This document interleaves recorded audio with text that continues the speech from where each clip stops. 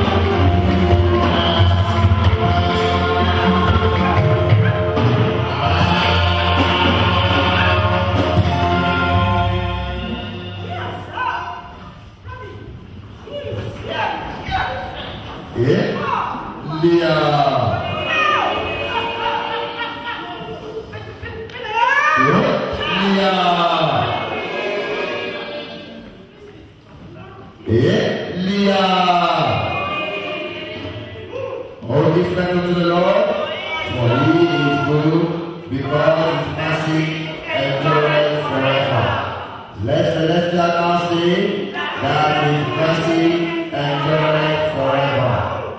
Let the house of celestial now say that his mercy endureth forever. Let them now that fear the Lord say that his mercy endureth forever. We call upon the Lord in distress. The Lord answered us and set us in the large place. The Lord is on our side. We will not fear. What can man do unto us? The Lord taketh our power with them that help us. Therefore shall we see our desire upon them that hate us. It is better to trust in the Lord than to put confidence in man. It is better to trust in the Lord than to put confidence in princes. All nations compass us about, but in the name of the Lord we will destroy them. They compass us about, yea, they compass us about, but in the name of the Lord we will destroy them. They compass us about like bees. They are quenched at the fire of thorns. For in the name of the Lord we will destroy them.